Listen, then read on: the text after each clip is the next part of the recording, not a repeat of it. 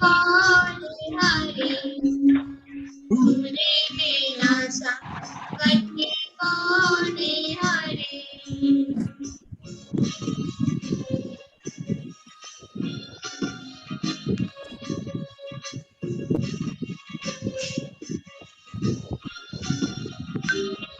सेवा तेरी न दूजा हमारा, मेरा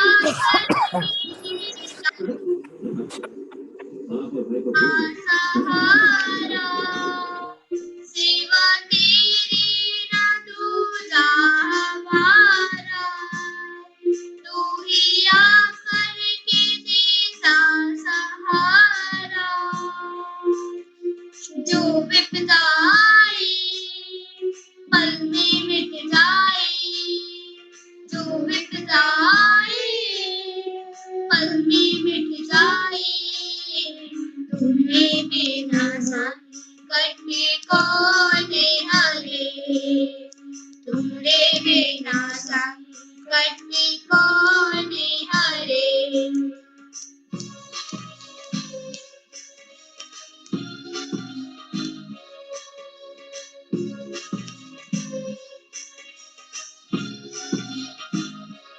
तूने रघुवर के दुख रूप टाला, हर मुसीबत से उनको निकाला।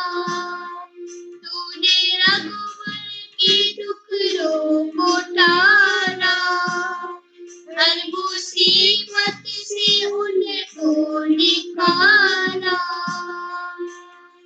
रघुवर के प्यारे आंखों के तारे, रघुवर के प्यारे आंखों के तारे। तुम्हें बिना संकट कौन हरे, तुम्हारे बिना संकट कौन हरे।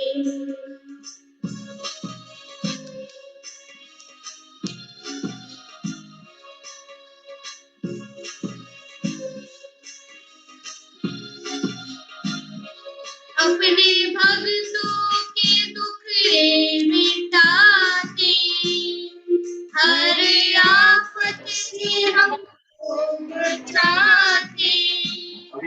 अपने भक्तों के दुखड़े मिटाते, हर आफत से हमको बचाते।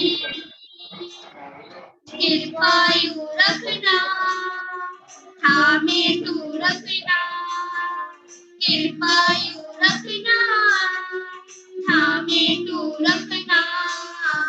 तुम्हारे बिना संकट कौन हरे, तुम्हारे बिना संकट कौन हरे। हे संकट मोचन करते हैं वंदन, हे संकट मोचन करते हैं वंदन।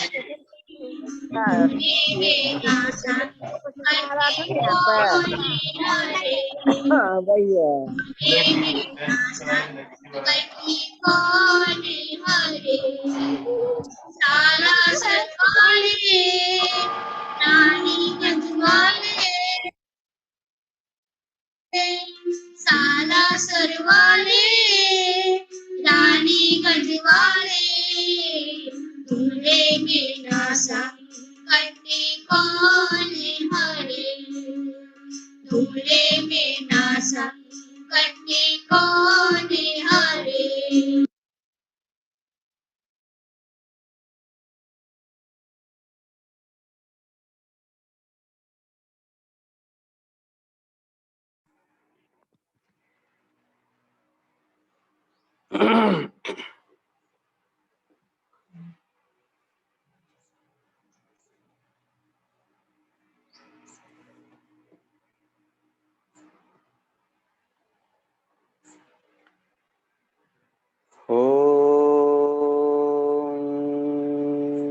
श्री परमात्मने नमः। ओम श्री गुरुवे नमः। ओम श्री गणेशाय नमः। ओम श्री सीतापतये नमः।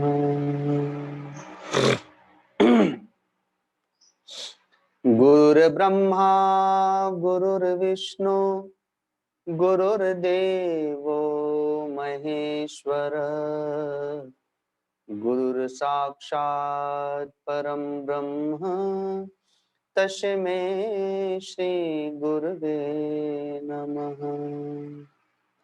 अखंड मंडलाकारं व्याप्तं येन चराचरं तत्पदं दर्शितं येन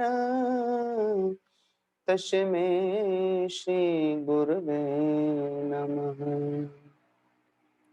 ध्यान मूलं गुरुर्मूर्ति, पूजा मूलं गुरुर्पदं, मंत्र मूलं गुरुर्वाक्यं, मोक्ष मूलं गुरु कृपा, मोक्ष मूलं गुरुर्कृपा।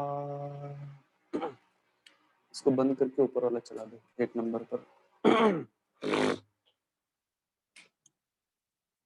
अमृत बाल ग्रुप में जुड़े हुए सभी बालकों को, बालिकाओं को बहुत बहुत शुभकामनाएं, बधाई और आशीर्वाद। यह ग्रुप सभी बच्चों में सुसंस्कार, वैदिक संस्कार, भारतीय सनातनी संस्कार डालने के लिए बनाया गया है। तो आज से ही यह प्रारंभ हो रहा है। अब इसमें जितने भी बालकगण जुड़े हुए हैं, बाल गोपाल, वे सभी लोग जिस प्रकार से मैं बैठा हूं ऐसा कोई आसन लगा करके बैठ जाएं और मेरे साथ में सर्वप्रथम हम लोग पहले हनुमान चालीसा का पाठ करेंगे। तो सभी लोग हनुमान चालीसा का पाठ करेंगे साथ में। जिनके पास हनुमान चालीसा हो वे लोग ले करके बैठें और मेरे साथ में दोहराएंगे। उसके बाद में आप लोग को भगवान नाम का उच्चारण कराऊंगा, जप कराऊंगा, कुछ प्राणायाम कराऊंगा और उसके बाद सत्संग दूंगा। तो हमारी जितने भी बाल मंडली है हनुमान चालीसा लेकर के और टेबल कुर्सी पे न बैठ करके जहां भी हैं अपने स्थान पर नीचे आसन लगा के बैठ जाएं और हनुमान चालीसा का पाठ प्रारंभ करते हैं। श्री गुरु चरण सरोज रज, निज मनु मुकुर सुधारि, बरनउँ रघुवर विमल जसु, जो दायक फल चारि। बुद्धिहीन तनु जानिके, सुमिरो पवन कुमार, बल बुद्धि विद्या देहु मोहि, हरहु कलेश विकार। जय हनुमान ज्ञान गुण सागर, जय कपीश तिहु लोक उजागर। रामदूत अतुलित बल धामा, अंजनी पुत्र पवन सुत नामा। महावीर विक्रम बजरंगी, कुमति निवार सुमति के संगी। कंचन बरन बिराज सुवेशा, कानन कुंडल कुंचित केशा। हाथ वज्र और ध्वजा बिराजे, कांधे मुंज जनेऊ साजे।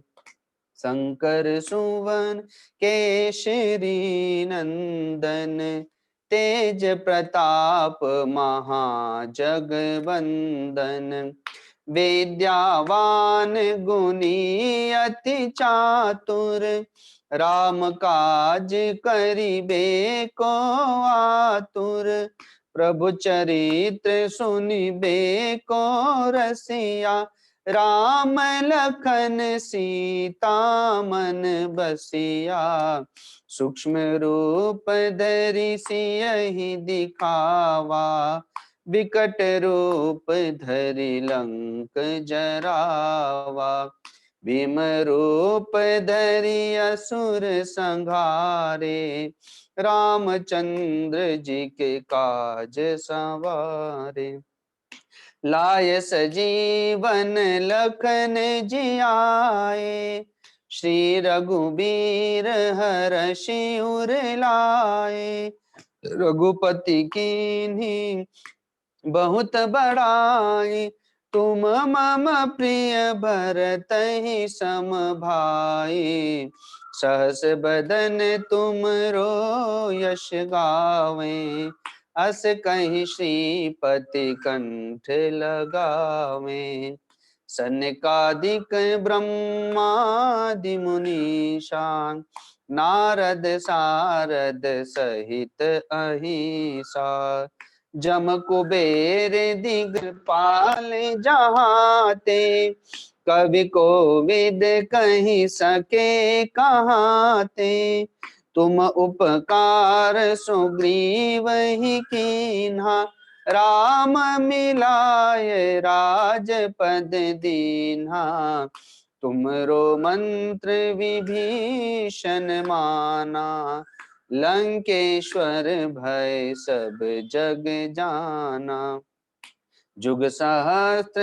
योजन पर भानु, लील्यो ताहि मधुर फल जानु, प्रभु मुद्रिका मेली मुख माही, जलधि लांघि गए अचरज नाहि, दुर्गम काज जगत के जेते, सुगमय अनुग्रह तुमरे तेते, राम दुआरे तुम रखवारे, होत न आज्ञा बिनु पैसारे, सब सुख लहे तुम्हारी सरना, तुम रक्षक काहू को डरना, आपन तेज समारो आपे, तीनों लोक हाकते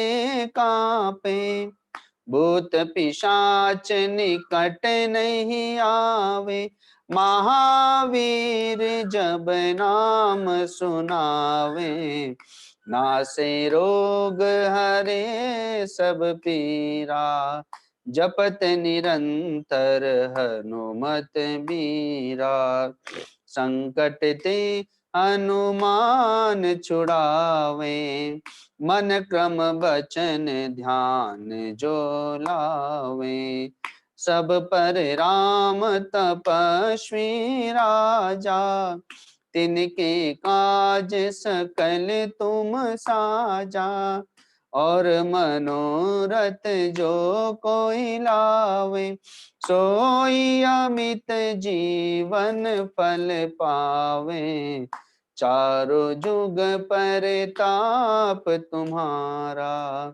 हे प्रसिद्ध जगत उजियारा, साधु संत के तुम रखवारे, असुर निकंदन राम दुलारे, अष्ट सिद्धि नव निधि के दाता, असवर दीन जानकी माता, राम रसायन तुम्हरे पासा, सदा रहो रघुपति के दासा, तुमरे भजन राम को पावे, जन्म जन्म के दुख बिसरावे, अंत काल रघुबर पुर जाई, जहाँ जन्म हरि भक्त कहाई, और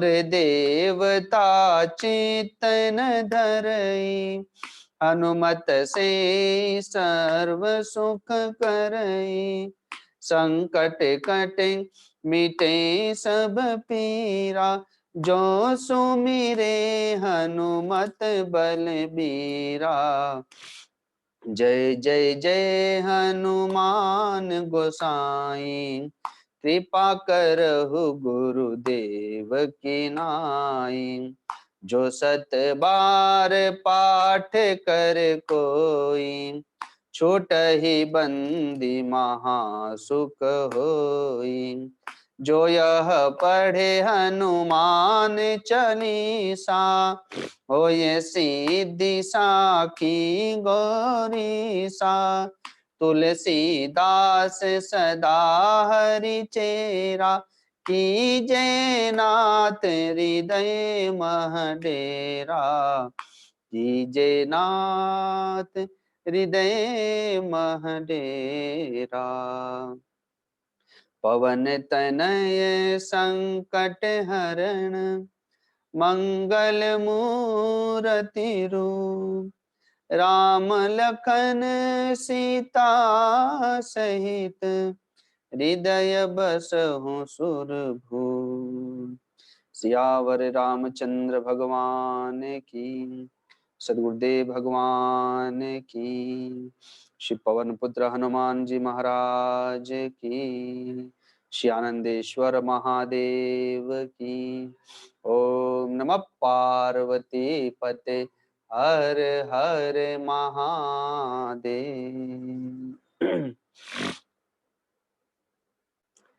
जितने भी बाल गोपाल हैं, हनुमान चालीसा का पाठ उन्हें नित्य करना चाहिए। जो कोई भी हनुमान चालीसा का पाठ करता है, हनुमान जी हर प्रकार से उनकी रक्षा करते हैं और उनके हृदय में भगवान की भक्ति को विकसित करते हैं, उनकी बुद्धि विकसित करते हैं, शरीर विकसित करते हैं।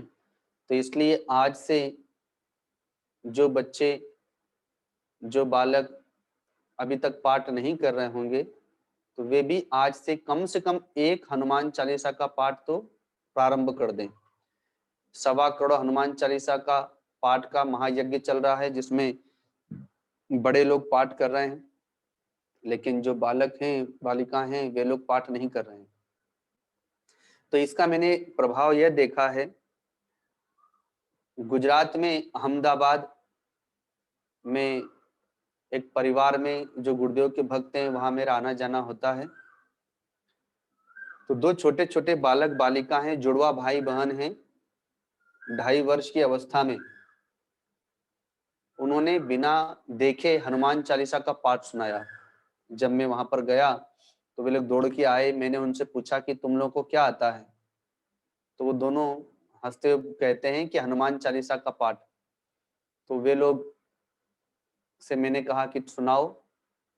तो जो बच्चे अभी विद्यालय का मुंह नहीं देखे हैं, पढ़ना लिखना नहीं जानते हैं, और उन दोनों ने मिल करके हनुमान चालीसा का पाठ बिना देखे सुना दिया। तो मैंने पूछा घर के माता पिता से कि भाई ये कहाँ से आ गया इन लोगों को।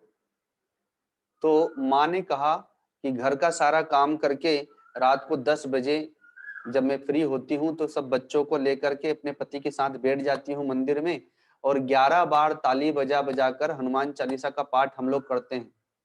तो बच्चे लोग भी साथ में करते हैं। तो उसके बाद ही सोना है, उसके पहले नहीं सोना है। ये नियम आज भी है उनके यहाँ पर। अगर किसी को जल्दी सोना है, तबीयत भी खराब है, तो वो पहले ही अपना 11 बार हनुमान चालीसा का पाठ कर लेगा और माँ को कहेगा कि आज मैंने पाठ कर लिया है, मुझे सोने दीजिए, मेरी तबीयत ठीक नहीं है, या मेरी परीक्षा है, मुझे जल्दी सोना है। तो 11 बार हनुमान चालीसा का पाठ जब कर लेगा उसके बाद ही सोया जाएगा। तो परिणाम क्या हुआ कि वे 2.5 वर्ष के बच्चे भी सीख गए और बिना देखे उन्होंने हनुमान चालीसा का पाठ सुनाया। और दूसरा, सुबह उठते ही माँ ने संस्कार डाला, जय सिया राम, ये बोलते हुए उठना है, माता पिता को प्रणाम करना है, पिताजी ऑफिस जा रहे हैं तब उन्हें प्रणाम करना है, ऑफिस से आए तब उनको प्रणाम करना है। बाहर अगर पढ़ने या खेलने भी जा रहे हैं तो घर पे बोल के जाना है, जय सियाराम, हम लोग खेलने जा रहे हैं। तो ये संस्कार बच्चों में बड़े लोग देते हैं। बच्चों का शरीर खेत के समान है। खेत में हम जैसा बीज बोएंगे, अगर हमने उसमें गन्ने का बीज बोया तो मीठा गन्ना निकलेगा, अगर बबूल का पेड़ लगा दिया तो कांटे ही कांटे आएंगे, और यदि हमने उसमें आम का पेड़ लगा दिया तो फिर मीठे रसीले आम प्राप्त होंगे, लेकिन समय लगेगा। वैसे ही बच्चों का शरीर बड़ा ही कोमल होता है, मन बड़ा कोमल होता है। हम उसमें जैसे बीज बोएंगे, जैसे संस्कार डालेंगे, कल के दिन वही पेड़ बनेगा और वही हमें फल प्रदान करेगा। तो इसलिए माता पिता को भी जिम्मेदारी समझना चाहिए और बच्चों को अच्छे से अच्छे संस्कार दें। माता पिता दादा दादी का यही कर्तव्य है।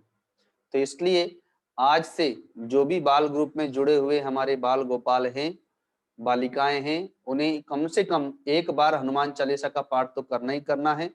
ज्यादा करें तो और उत्तम है, 11 तक जाएं तो अति उत्तम है, 21 तक जाएं तो और अति उत्तम है। पर जो बिल्कुल नहीं करते हैं वे कम से कम एक हनुमान चालीसा का पाठ आज से रोज करेंगे। और जो करेगा वो मैसेज डालेगा कि मैं रोज करता हूँ, कितना करता हूँ, वो बाल ग्रुप में आप लोग मैसेज करके डालेंगे। अब दूसरा, मैंने कहा कि सब आसन पर बैठ जाएं नीचे, जो नीचे नहीं बैठ सकते हैं वे कुर्सी पर बैठ जाएं। जैसे अभी कार्यक्रम शुरू होने के पहले एक बहुत ही सुंदर बालक मनमोहक और सुंदर वाणी में एक भजन सुनाए, हनुमान जी की स्तुति जिन्होंने की। वे बहुत ही प्यारे बालक हैं, 2 भाई हैं। और पहली बार जब मैं गया था तो रानीगंज से हैं, जब मैं गया था उनके यहाँ पर तो उसने बहुत ही सुंदर भजन सुनाया था, जिस भजन को सुन करके वहां जितने लोग बैठे हुए थे सबके नेत्रों में आंसू आ गए थे। तो इसलिए प्रत्येक रविवार के दिन जब भी हमारा सत्संग होगा, उस सत्संग के पूर्व इस बालक का एक भजन आप लोगों को मैं रोज सुनाऊंगा। और इस बालक का पूरा परिवार बड़ा सात्विक परिवार है। दादी माँ ने सब बच्चों को संस्कार दिया है और इन बच्चों को भी हम संतों से जोड़ दिया है। तो उस बच्चे के भजन को सुन करके आप लोगों को प्रेरणा मिलेगी।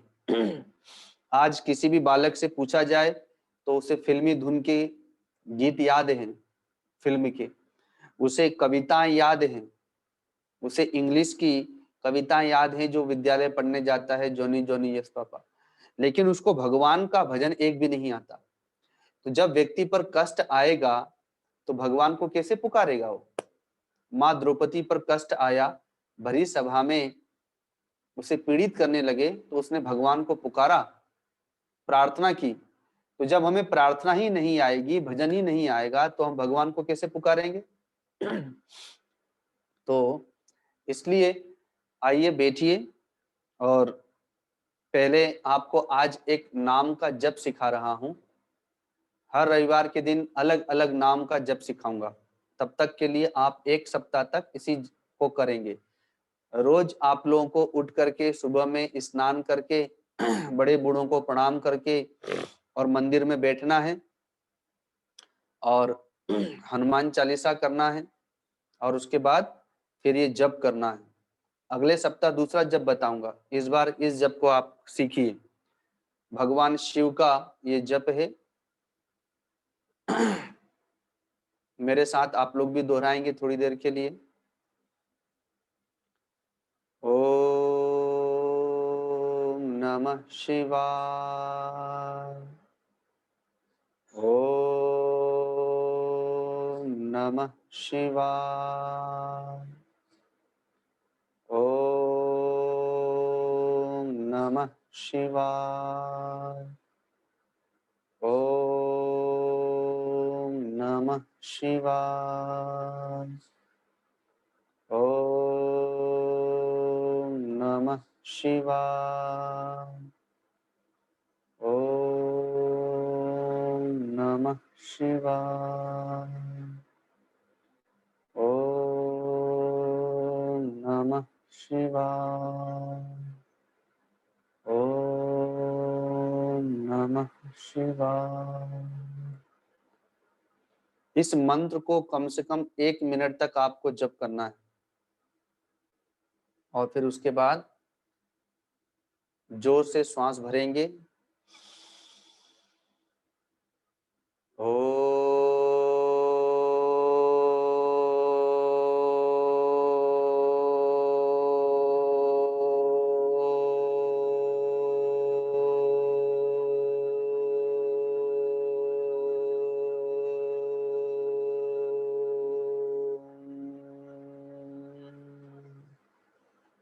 फिर से श्वास भरेंगे।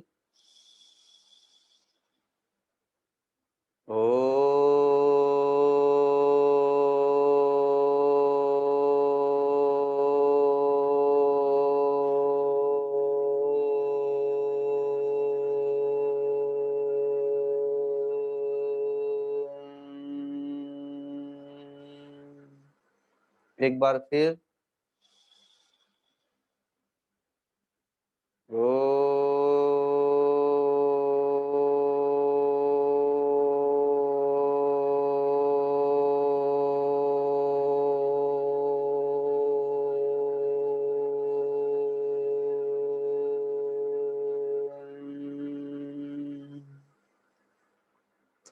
ये तो मैंने अभी आपको 3 बार बताया है, लेकिन आपको कम से कम 11 बार करना है, इसलिए कि इसको करने से मन एकदम शांत हो जाता है और हमारे जो फेफड़े हैं वो बहुत मजबूत होते हैं। बाहर में वायुमंडल में ऑक्सीजन तो है, लेकिन हमारे फेफड़े कमजोर हैं जो उसको हम ले नहीं पा रहे हैं। इसीलिए इस कोरोना जैसी महामारी के कारण से बहुत से लोग बिना ऑक्सीजन के प्राण त्याग दे रहे हैं। तो इसलिए जितने भी बालक बालिकाएं हैं वे रोज सुबह उठ करके इसको करेंगे तो उनके फेफड़ों में मजबूती भी आएगी और वायुमंडल की ऑक्सीजन अपने आप उनके पास स्टॉक हो जाएगी, भर जाएगी अपने फेफड़ों में। अब मैं आप लोगों को एक प्राणायाम बता रहा हूँ, 1 सप्ताह तक इसका अभ्यास करिएगा। जो मैं बता रहा हूँ कागज कलम लेके नोट करते जाइए। सुबह उठेंगे, उठ करके स्नान करेंगे, माता पिता को दादा दादी को प्रणाम करेंगे, मंदिर में बैठ करके एक हनुमान चालीसा का पाठ करेंगे, शिव जी को जल चढ़ाएंगे, तुलसी माँ को जल चढ़ाएंगे और फिर उसके बाद जो मैंने जप बताया वो जप करेंगे और फिर उसके बाद में ओम की ध्वनि बताई, ओम की ध्वनि करेंगे और फिर उसके बाद में प्राणायाम करेंगे। तो देख लें कैसे प्राणायाम करना है। जो घर के बड़े बूढ़े यदि देख रहे हो तो वे लोग सीखें और बच्चों को सिखाएं। पहले एक नाक से श्वास छोड़ेंगे,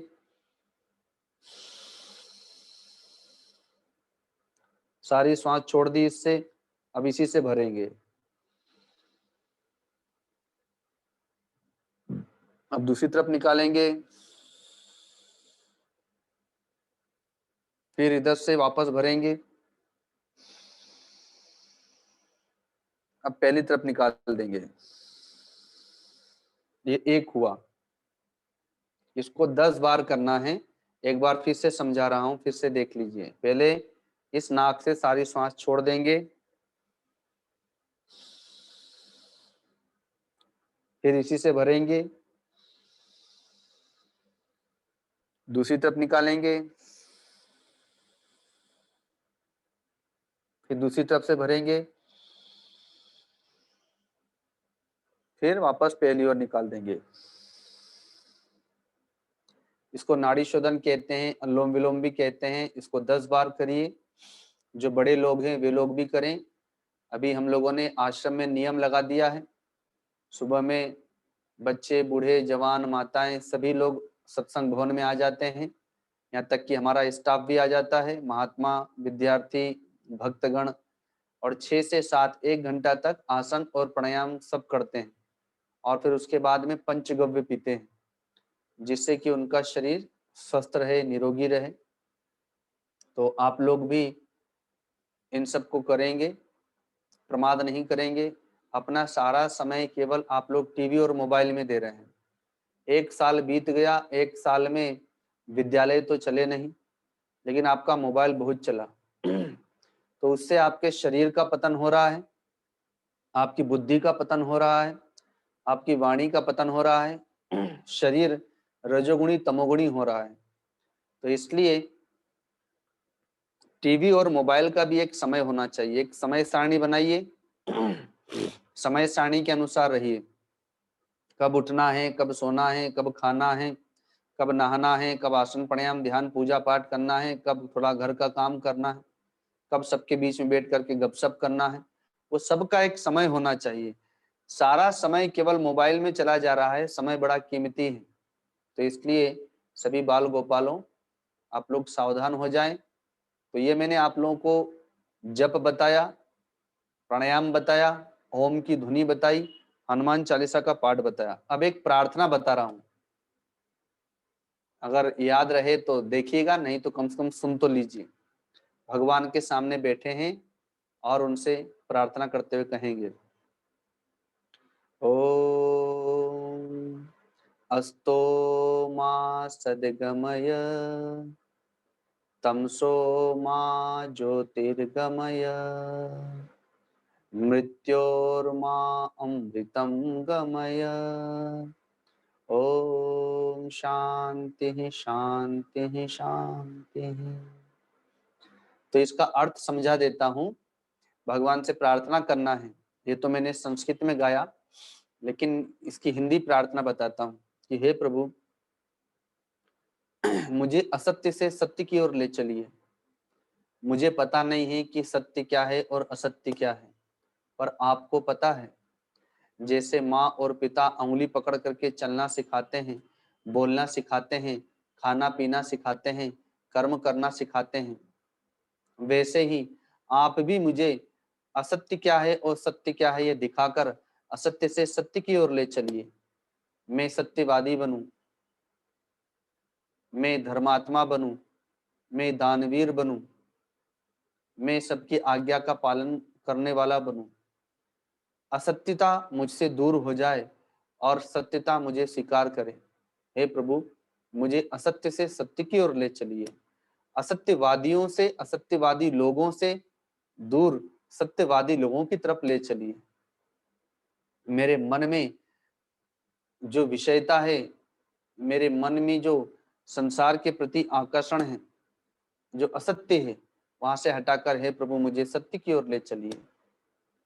तमसो मां ज्योतिर्गमय, अंधकार से प्रकाश की ओर ले चलिए।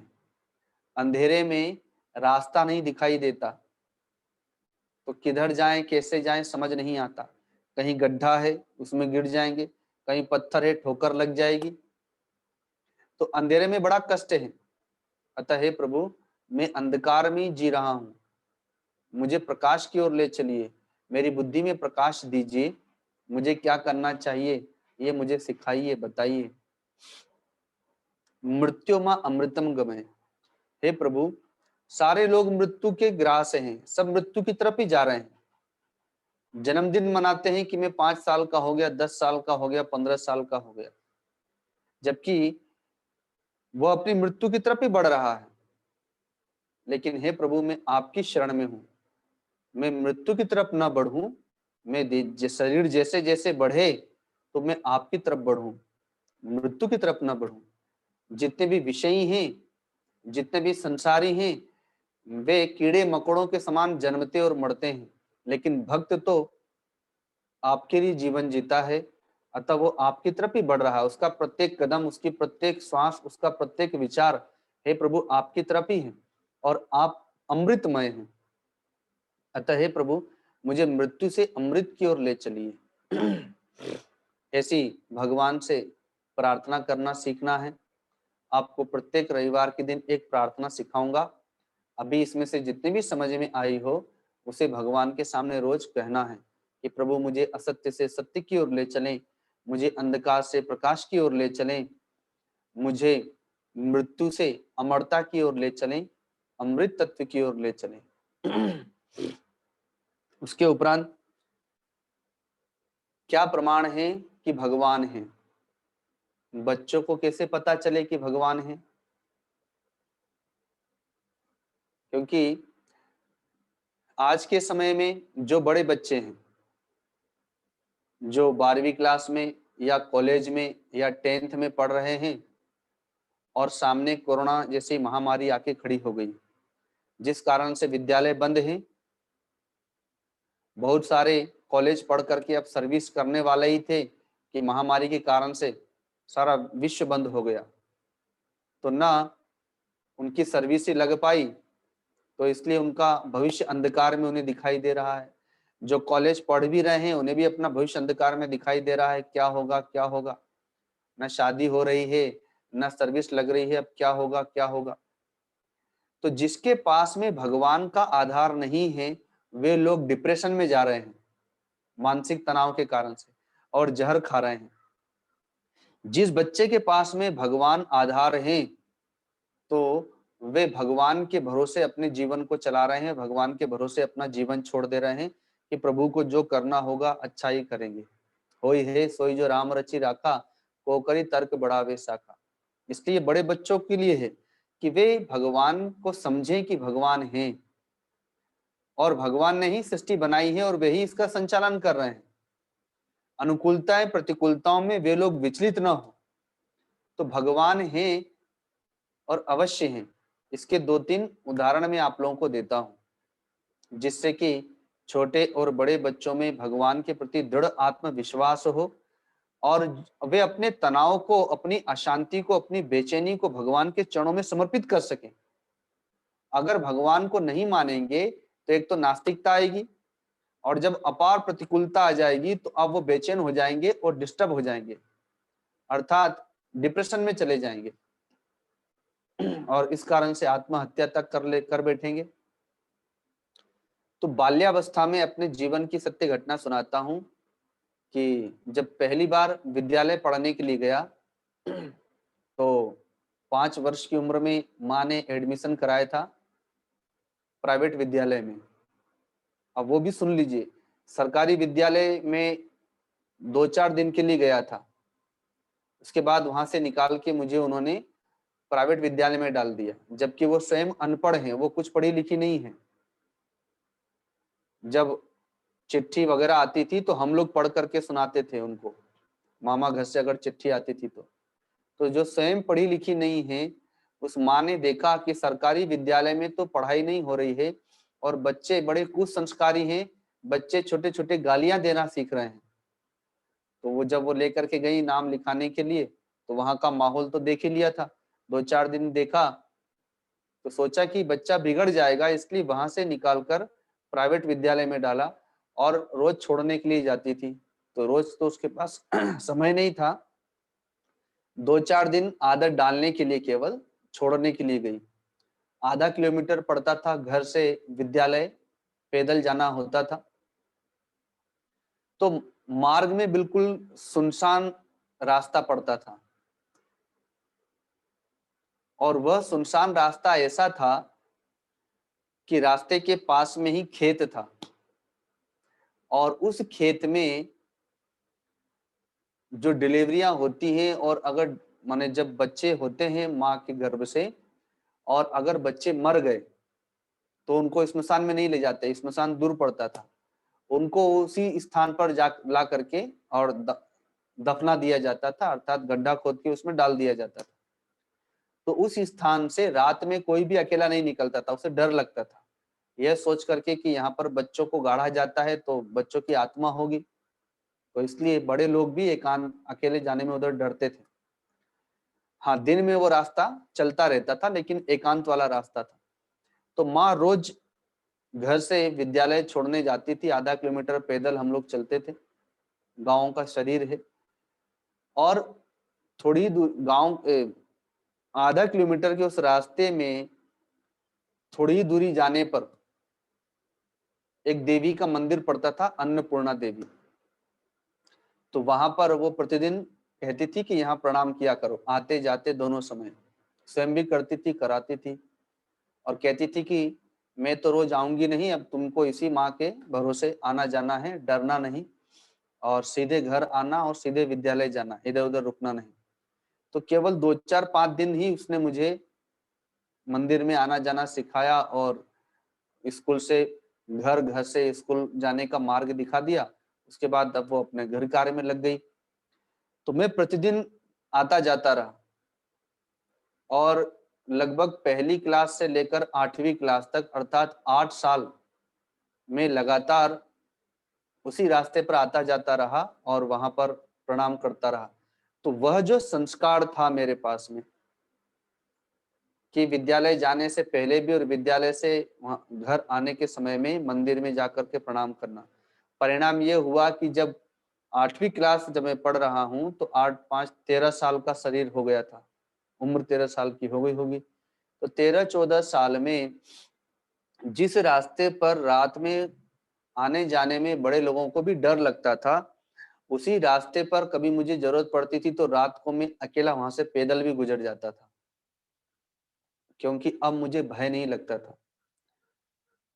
तो बाल्यावस्था में यह जो संस्कार डाला गया भगवान को, देवी देवताओं को प्रणाम करने का, उसका परिणाम रूप फल यह हुआ कि युवा वह बीज बड़ा हो करके अभय बना दिया कि जिस रास्ते पर सभी लोग भयभीत होते थे, रात में जाने में डरते थे और वहां से आवश्यकता पड़ने पर मैं अकेला वहां से गुजर जाता था रात को।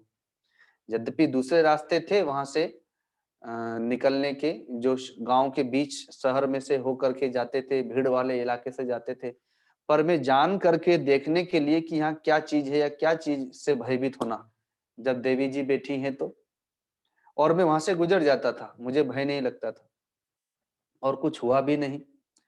तो इसलिए बच्चों के मन में भगवान के प्रति सद्भावना अभयता प्रदान करती है, प्रतिकूलता को सहन करने की शक्ति प्रदान करती है, भक्ति प्रदान करती है। तो भगवान हैं और अवश्य हैं। यदि आपके पास श्रद्धा विश्वास है तो आपको उसका अनुभव होगा। श्रद्धा विश्वास नहीं है तो अनुभव तो नहीं होगा, लेकिन फिर भी भगवान है। अब दूसरा प्रमाण देता हूं कि मां के गर्भ में जब बालक है तो उस समय उस बालक को कौन बनाता है, उसके अंग उपांगों को कौन बनाता है, 9 महीने तक वहां पर उसका भोजन आदि की व्यवस्था कौन करता है, तो वो भगवान ही करते हैं। अतः ये दूसरा प्रमाण हुआ कि भगवान हैं, और जिसने मां के गर्भ में हमें भोजन दिया, हमारे शरीर का पालन पोषण किया, तो फिर इस धरती पर आने के उपरांत वह हमें भोजन क्यों नहीं देगा, वह हमारा पालन पोषण क्यों नहीं करेगा। यही विचार करके जब मेरे मन में भक्ति व्यापक हुई तो भगवत प्राप्ति के लिए मैंने घर का त्याग किया।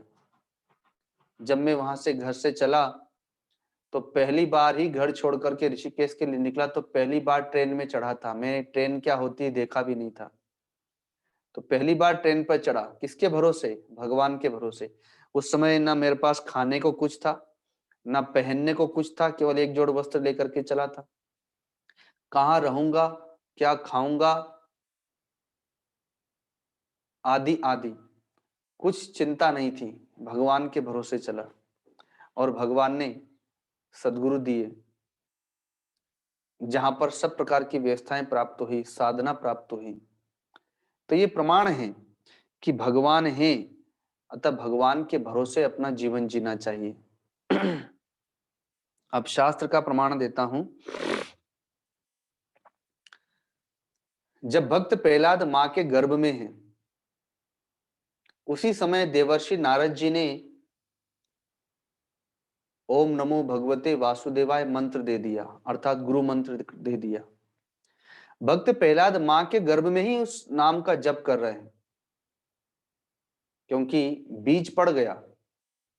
जब जन्म हुआ तो खेल खेल में ही भगवान का स्मरण करते रहते हैं, लेकिन हिरण्यकश्यप ने पूरे नगर में कह दिया है कि भगवान का नाम कोई नहीं लेगा, मैं ही भगवान हूं, मेरा ही नाम लो। तो एक दिन की बात है, भक्त प्रहलाद अपने साथियों के साथ में खेल रहे थे और खेलते हुए नगर में विचरण कर रहे थे। तो देखा एक कुम्हार जिसने बहुत सारे मिट्टी के मटकों को पकाने के लिए आग लगा दी है, और वहीं पर वह रो भी रहा है, पुकार रहा है भगवान को। तो भक्त प्रहलाद ने अपने साथियों के साथ में देखा और वहां जाके रुक गए और पूछा कि आप रो रहे हैं और ये भगवान को पुकार रहे हैं, क्यों? क्या आपको मेरे पिताजी से भय नहीं लगता? मेरे पिताजी को अगर पता चल जाएगा तो वे तो आपका वध करा देंगे। तो उन्होंने कहा कि मुझे आपके पिताजी से भय तो लगता है, लेकिन मुझे भगवान पर विश्वास है। मैं रो इसलिए रहा हूं कि इन्हीं मिट्टी के मटकों में से किसी एक मटके में बिल्ली के बच्चे थे, मुझे पता नहीं था, आग लगा दी। अब बाद में पता चला बिल्ली के बच्चे थे, तब तक तो आग बहुत फैल गई। अब इसकी रक्षा कैसे हो, तो मैं अपने प्रभु को पुकार रहा हूं। भक्त प्रहलाद ने क्या कहा कि क्या भगवान इनकी रक्षा कर सकते हैं? तो कहा कि अवश्य, भगवान ही रक्षा कर सकते और कोई नहीं कर सकता। जैसे इस समय कोरोना से कोई रक्षा नहीं कर सकता, न कोई डॉक्टर, न कोई वैज्ञानिक, न कोई हकीम, न कोई वैद्य, न कोई माता पिता भाई बांधव, कोई रक्षा नहीं कर सकता, केवल भगवान ही रक्षा कर सकते हैं। इसलिए सभी बच्चों से कह रहा हूं कि वे भगवान की शरण में रहें। भक्त प्रहलाद वहीं खड़े हो गए। मैं भी देखना चाहता हूं। आग जब आग समाप्त हो गई, एक एक करके मिट्टी के सारे पात्र निकाले गए, मटके। तो उन्हीं मटकों के बीच में एक मटका था जिसमें बिल्ली के बच्चे सर्वथा सुरक्षित थे। और जैसे ही भक्त प्रहलाद ने उनको देखा, वैसे ही उन्हें विश्वास हो गया और वे पुकार उठे कि जाके राखे साइया मार सके न कोई, और बाल न बाका कर सके जो जग बेरी होए।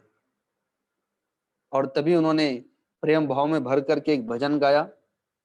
तो आइए हम सब लोग भी इस भजन को साथ में गाएंगे। श्रद्धा रखो जगत के लोगों, अपने दीनानाथ पे। लाभ हानि जीवन और मृत्यु,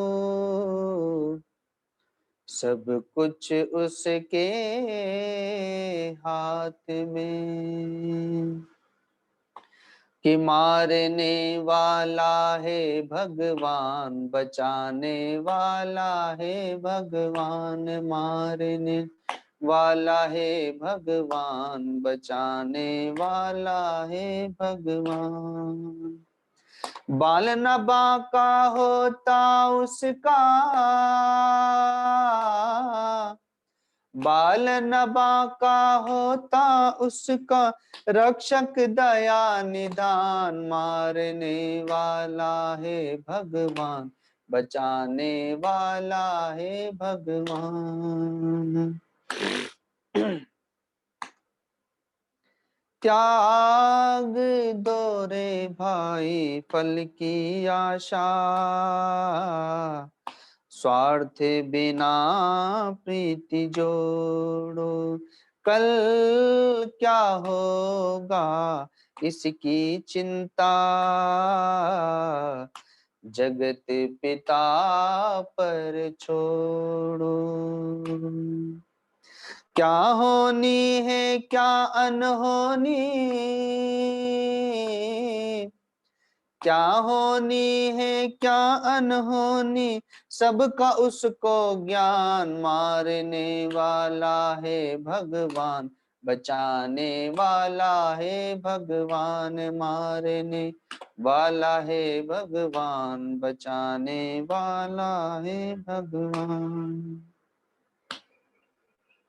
जल थल अग्नि आकाश पवन पर,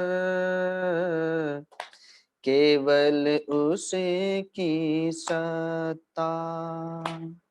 ये जो हम लोग को लग रहा है कि कोरोना महामारी कहाँ से आ गई, पूरे विश्व को परेशान कर रखी है और इसका कोई समाधान भी नहीं मिल रहा है। कोई कहता है कि 5G के रिएक्शन के कारण से एक विकिरणें निकली है जो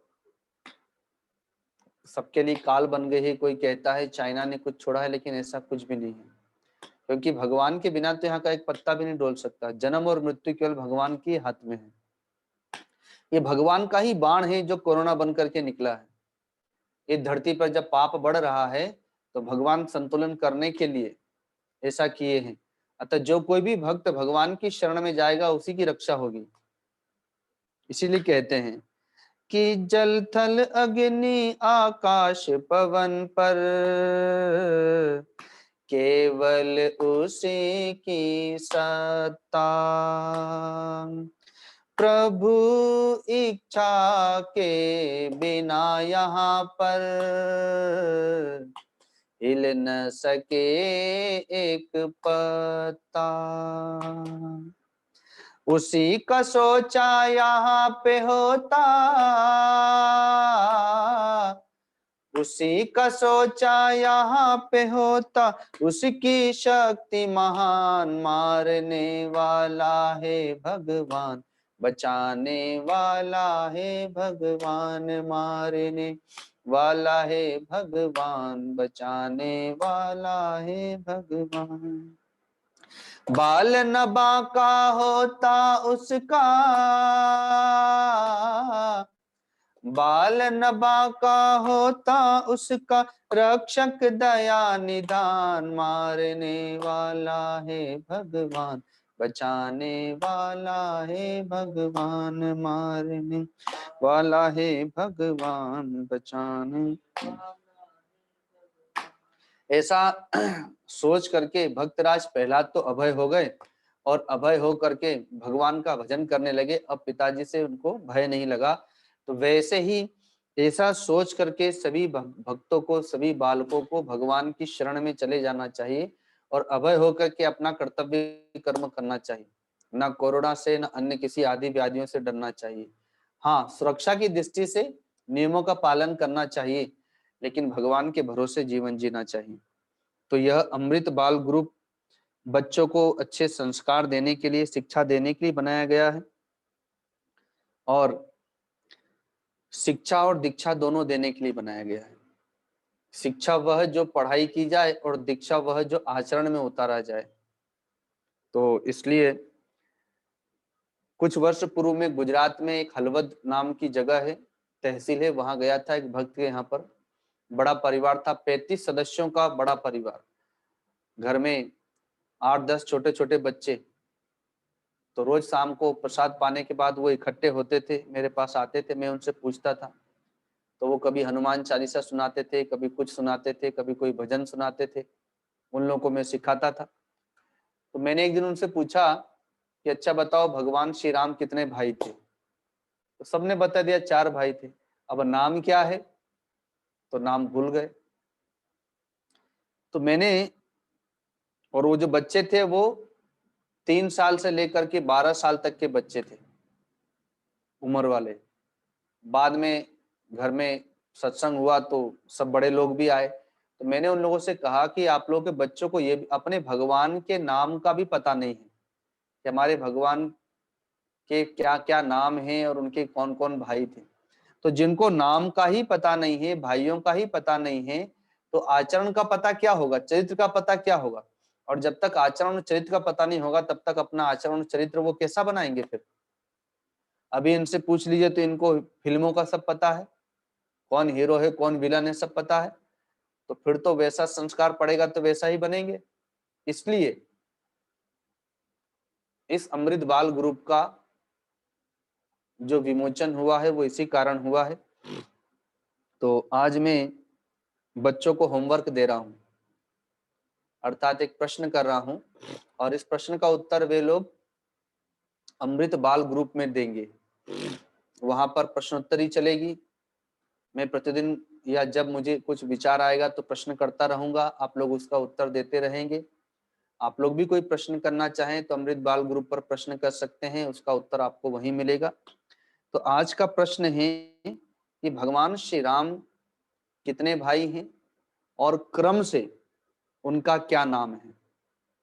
आगे पीछे नाम नहीं लिखना है, क्रम से लिखना। भगवान श्री राम कितने भाई हैं और क्रम से उनका क्या नाम है, और उनके माता पिता का नाम क्या है, वो भी क्रम से आपको देना होगा। और वे, उनका निवास स्थान कहाँ था, कहाँ रहते थे, इन सब बातों प्रश्नों का उत्तर आप लोग अमृत बाल ग्रुप में देंगे। और भी कुछ प्रश्न आते रहेंगे तो मैं वहां पर डालता रहूंगा। तो आज मैंने प्रथम दिवस है, इस प्रथम दिवस में बच्चों को बहुत सारी अच्छी बातें सिखाई हैं। इसमें से देखते हैं कि वो लोग कितना स्वीकार करते हैं, कितना अपने जीवन में उतारते हैं। इस सत्संग में एक 6-7 वर्ष की बालिका भी जुड़ी हुई है, नाम मैं नहीं बताऊंगा। वो इतना मोबाइल देखती है, इतना मोबाइल देखती है, इतना मोबाइल देखती है कि जब मैं उसके घर पर प्रसाद पाने के लिए गया था तो सब घर वालों ने कहा कि वो अभी सोई हुई है। तो रजाई ओढ़ करके सोई हुई थी, ठंड के दिन थे, तो सब सोच रहे हैं कि सोई हुई है, लेकिन जब उठाया गया तो देखा कि वो तो रजाई ओढ़ करके अंदर मोबाइल देख रही है। तो पता भी नहीं चल रहा था कि ये मोबाइल देख रही। तो अभी उनके दादाजी से बात हुई तो दादाजी ने बताया कि अब तो उससे भी आगे निकल गई है। तो उससे आगे क्या निकल गई है? तो कहा कि इतना मोबाइल देखती है कि देखते देखते उसकी गर्दन ही एक दिन टेढ़ी हो गई। ऐसे देख रही होगी, देखते देखते घंटों बीत गए और गर्दन ऐसी रह गई। फिर झटका दिया तो उसकी गर्दन सीधी हुई।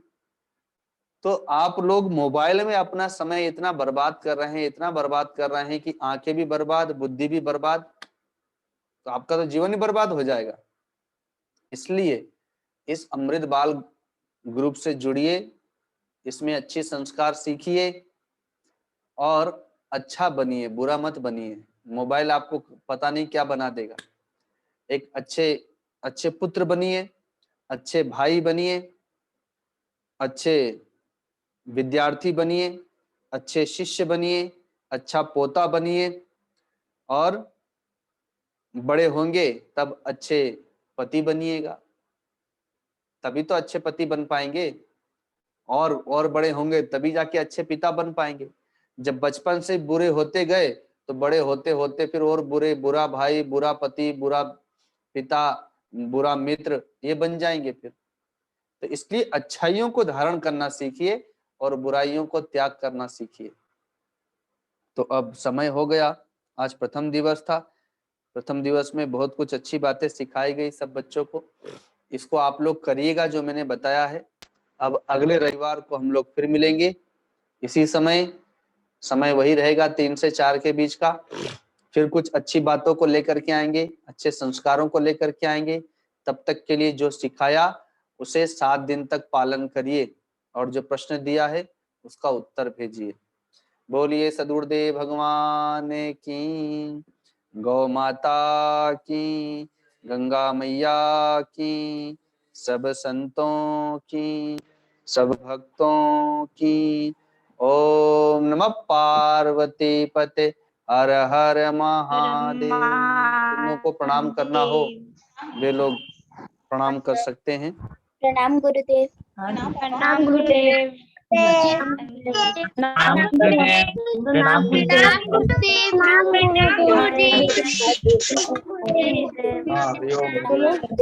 प्रणाम गुरुदेव। प्रणाम गुरुदेव। प्रणाम बाबा।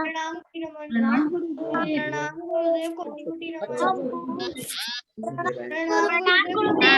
प्रणाम गुरुदेव। हरिओम गुरुदेव। प्रणाम गुरुदेव। प्रणाम गुरुदेव। प्रणाम गुरुदेव। प्रणाम गुरुदेव। प्रणाम गुरुदेव।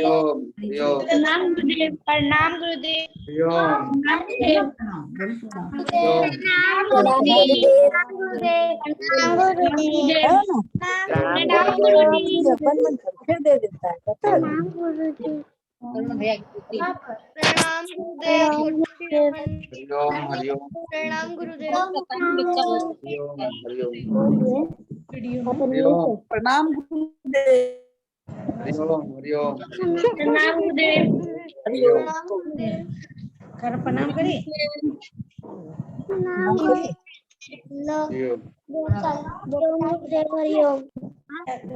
माता से याद कर लो, हो जाएगा। 3 से 4 है। प्रणाम गुरुदेव। हरिओम हरिओम। 92 या 91। प्रणाम गुरुदेव। प्रणाम गुरुदेव। प्रणाम गुरुदेव। प्रणाम गुरुदेव। प्रणाम गुरुदेव।